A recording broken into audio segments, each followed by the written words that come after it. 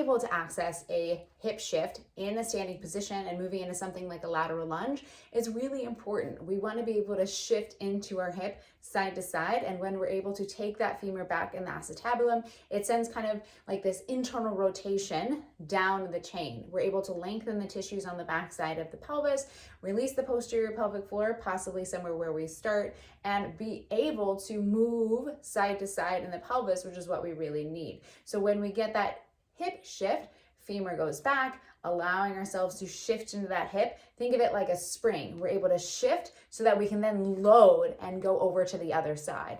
Oftentimes, I like to start someone in a bear hip shift, and we're going to review 2 big cues for mastering that bear hip shift, which is essentially a hands and knees position. So if I'm taking the yoga block and placing it under my left side, one big cue I like to provide is to think about pushing through the knee here, okay? And if you find that this block is a little too high, you can use a textbook or one of the smaller yoga blocks.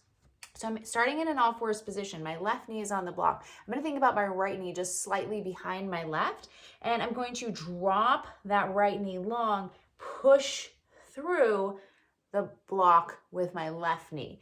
In this position, I'm going to think about shifting my weight over to the left. So I'm weighted on this left side, pushing my knee through, especially if you feel any pinchiness in the front of the hip. Make sure you think about actively pushing the hip through, shifting the weight. You don't want to be too far back here. So maintain kind of that bear position. Shift this right knee long, weight over to the left, push actively through the left knee. And here's a big one. Watch that you're not hiking this back hip, because then you're really not getting that stretch in the backside and getting that hip shift that we're looking for. So right knee drops long. Think about unhiking this left hip and staying long from the rib cage down to the pelvis, shifting over the left side and breathing in this position. You'll shift over, shift back, and think about untucking the booty just slightly. I'm going to show you from a different angle. So I'm on the block with my left side, shifting the right knee long, but I don't want to be tucked under. Right knee shifts long, booty stays open, push actively through the knee, shift the weight left and a little bit back if it helps feel that stretch, but I'm staying in my bear hands and knees position, watching that I'm not hiking to the side. So I'm staying long, actively pressing through the knee, shifting weight over, and this is where I'm holding the position. Gently untuck the pelvis, and you're gonna feel a nice stretch over here, essentially getting that hip shift position.